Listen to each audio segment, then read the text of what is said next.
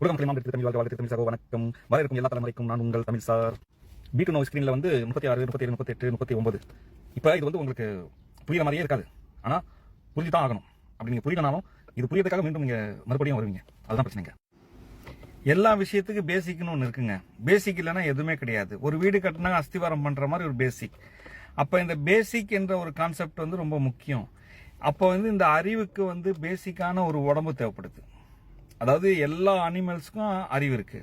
எல்லா உயிரினங்களுக்கும், கண்ணுக்கு தெரியாத உயிரினங்களுக்கும், அணுக்களுக்கு எல்லாமேத்துக்கும் ஒரு அறிவு இருக்கு. இந்த பிரபஞ்சம் முழுக்க ஒரு அறிவு இருக்கு. ஆனா அந்த அறிவுக்கு ஒரு பேசிக் தேவைப்படுது. அப்பதான் அது வெளிப்படும். அப்போ இந்த மனிதன் உடலை அவங்க வடிவமைக்கிறாங்க முழுமையா. மற்ற இதுல இருந்து இது இல்லைன்னு அடுத்த கட்டத்துக்கு அவங்க வடிவெடுத்து மனிதன் உடவை எடுத்து அந்த அவங்களுக்கு தேவையான முழுமையான பிரபஞ்சத்துல எத்தனை உயிர்கள் ஒலிகள் இருக்கோ எல்லாமே நம்ம உடம்புல கொண்டு வந்துட்டாங்க. கிட்டத்தட்ட நம்மளுக்குள்ளதான் இருக்கு எல்லாமே. அவங்க ஐக்கியமாயிட்டாங்க. மற்றதெல்லாம் நம்பர்ஸா அப்ப 1, 2 மாதிரி தான்.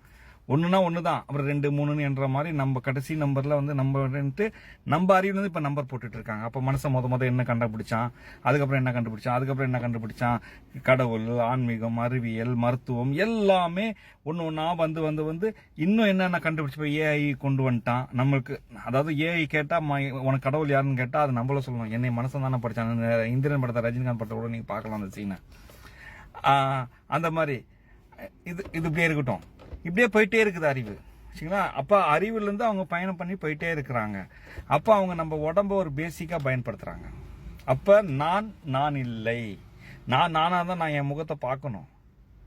ஏன்னா அதை உணர்த்துறான். இது உனக்கு எதுவுமே சொந்தம் இல்லை. இதை நீ பார்க்கணும்னா கூட நீ ஒரு கண்ணாடியை தான் தொட்டாகணும். அப்ப இந்த நான் இல்லை. அப்ப இந்த உடம்ப அவங்க பயன்படுத்தி நம்ம அறிவுல போயிட்டு இருக்காங்க. அப்ப எதை நோக்கி போயிட்டு இருக்காங்க?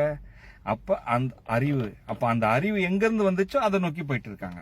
அதாவது ஒரு பேசிக்கா ஒரு எல்லாத்துக்கும் ஒரு உருவம் கொடுக்கணும்னா ஆரம்பிச்ச இடத்துல நின்றா அது ஒரு உருவம் இப்படி நிக்கணும் அந்த இடத்துல. அப்ப அந்த இங்க இருந்து ஆரம்பிச்சு இப்படி நிக்குதுங்களே. இப்ப எல்லாமே அப்படிதான். இப்ப சூரியன் பூமி சுத்துதுன்னா அது ஜம்ப் அடிச்சுட்டு இப்படி இப்படி வரல, இல்ல இப்படி போல, அப்படியே சுத்திக்கிட்டே இருக்குது. அது பாட்டுக்கு இப்படி சுத்துது. இப்ப இங்க இருந்து ஆரம்பிச்சு மறுபடியும் சுத்துது. அப்ப அந்த உருவம் வட்டம் போட்டுக்கிட்டு இருக்குது. அப்ப எங்க இருந்து அவங்க ஆரம்பிச்சாங்க அதை பார்க்கணும். ஆரம்பிச்சது எங்க? இறைவன். இறைவனுக்குள் உருவானது ஒன்று, அதை அடக்குவதற்கு தம்மிலிருந்து படைத்தது ஒன்று. அதை இரண்டையும் கலந்துட்டான், இறைச்சிட்டான், இதெல்லாம் நடக்குது. அப்ப இங்க பேசிக் என்னன்னா, இறைவன் உருவானது ஒன்று, இறைவனால் படைக்கப்பட்டது ஒன்று. இது 2 மாம்டெட், துகள் ஒலி அல்லது உயிர் அறிவு. அதை நான் மாம்டெட் அப்படின்னு சொல்றேன். இல்ல சைத்தானுக்கு வேலை கிடையாது. அதாவது நல்லது கெட்டது, கெட்டதுக்குள் நல்லது, நல்லது நல்லது, இப்படி எது இருந்தாலும் சரி நல்லதுக்குள் நல்லது தான் எடுக்கணும், கெட்டதுக்குள்ள நல்லது தான் இருக்கணும். அதுதான் நம்ம ஒன்று தான் எடுக்கணும். அப்ப எது இருந்தாலும் அந்த நல்லது நோக்கி இருக்குது. அது எல்லாத்தையும் அந்த நல்லதை எடுத்து கொண்டு போய் இறைவன்கிட்ட சேர்க்கணும். சரிங்களா? எல்லாமே 2 இருக்கும், ஆனா நீங்க ஒன்று தான் எடுத்தாகணும். வெளிச்சம், இருட்டு இருக்குது. அதுல நம்ம என்ன எடுக்கிறோமோ அதுதான் எடுக்கிறோம். ஆனா இருட்டுக்குள்ள வெளிச்சமும் இருக்கு, வெளிச்சத்துக்குள்ள இருட்டும் இருக்கு. இப்படி நிறைய விஷயங்கள் இருக்குது. ஆனா அது நல்லதுதான் இருக்கணும். நீங்க ஒரு பொய் சொன்னாலும் அது நல்லதுக்காக சொல்லணும், நல்லதுதான் இருக்கணும். சரிங்களா?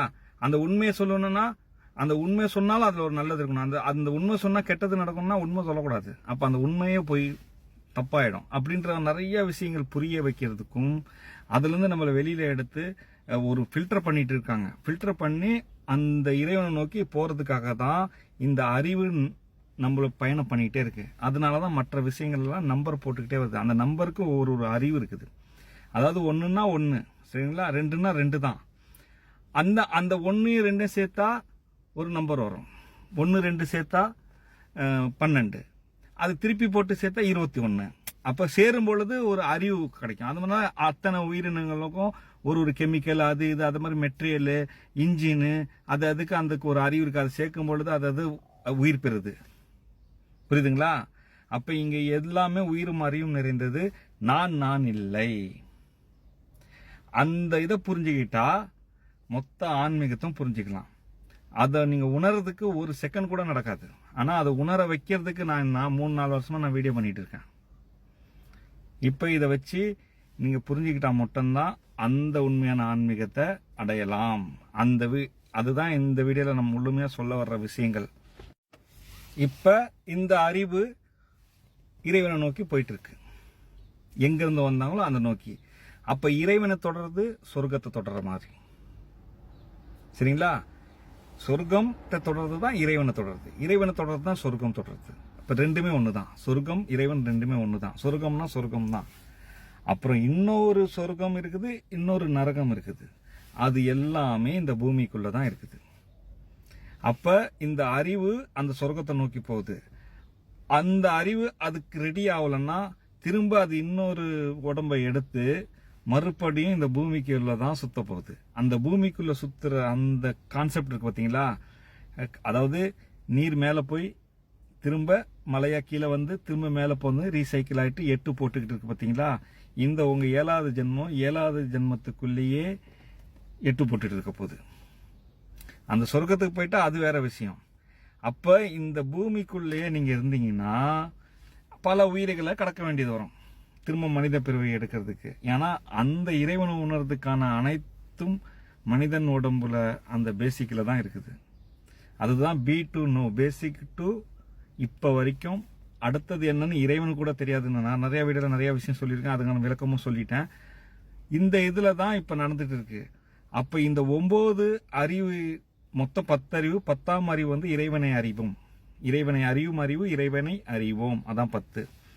அந்த 1ல இருந்து ஆரம்பிக்கிறது இந்த 9 அறிவு வரைக்கும் வந்தீங்கன்னா, அந்த 1க்கு முன்னாடி 0 என்பது மொத்தமா அறிவும் உயிரும் நிறைந்தது பிரபஞ்சமே. அதை அப்படியே வச்சுக்கிட்டு இந்த 1, 2, 3, 9 வரைக்கும் வந்தீங்கன்னா இந்த 9 எல்லா உயிர்கள்ட்டையும் இருக்குது. அது சக்தி குறைவா ஜாஸ்தியா, நீங்க உங்களோட நல்லா கழுகு பார்க்கும், உங்களோட நல்லா நாய் நுகர்ந்து பார்க்கும் அப்படின்ற விஷயம் இருக்குங்களா, எல்லாம் தான் 9க்குள்ள வந்துடும். இயந்திரத்தையும் அது சேர்த்துக்கலாம், ஏஐ இயந்திர மிஷின் எல்லாத்தையும் சேர்த்துக்கலாம் அந்த 9க்குள்ள. அதுதான் அந்த டெஸ்லாவுடைய 369 கூட அதுதான் உணர்த்தும். ஏன்னா அந்த 369 அவருக்கு ஸ்கிரீன்ல தெரிஞ்சது, அவர் பார்த்த ஸ்கிரீனை தான் நானும் பார்க்குறேன். ஆனா அவருக்கு அர்த்தம் தெரியல 369க்கு. நான் இது வந்து சயின்டிபிக்காவும் இதுக்கு நான் விடைய சொல்லலாம், ஆன்மீக ரீதியாகவும் சொல்லலாம். ஆன்மீக ரீதியா சொன்னா 3 மாம் டேடி இறைவன் உணர்கிற நான் நான் நான் நம்பர் போட தேவையில்ல 3. சரிங்களா? அப்ப இந்த உலகம் சொல்லக்கூடிய 6 அறிவு, இது 6 இல்ல, இது 9. ஏன்னா அவர் 9, அவர் சயின்டிஸ்ட். அப்ப அவர் 9க்குள்ள அவர் இருக்கிறாரு. அதுக்கு மேல நான் வந்து 10வது சொல்ல வரேன். அவர் 9 வரைக்கும் நிப்பாட்டிக்கிட்டாரு. அதுதான் என்னைய சொல்றாங்க, நீ தான் அந்த 10ஆம் அவதாரம்னு சொல்லு. ஏன்னா நீ 10 அறிவுன்னு சொல்லியிருக்க. ஏற்கனவே 9 சொல்லி 10 ஒன்று வரும் நான் ஏற்கனவே சொல்லியிருக்கேன். நீ தான் அந்த 10ன்னு சொல்லு. நான் எப்படி சொல்றது? நான் எதிர்பார்த்தேன் எப்படின்னா பெரிய சக்திசாலியா அந்த படத்துல பாக்குற மாதிரி அந்த இதெல்லாம் தெய்வங்கள்லாம் இருக்குங்க, அந்த இதெல்லாம் தலையில போட்டுக்கிட்டு இப்படி ஏதோ அந்த உருவம் எப்படி எப்படியோ நம்ம கற்பனை பண்ணியிருக்கலாம். கலியுக காலத்துல தானே வரும்.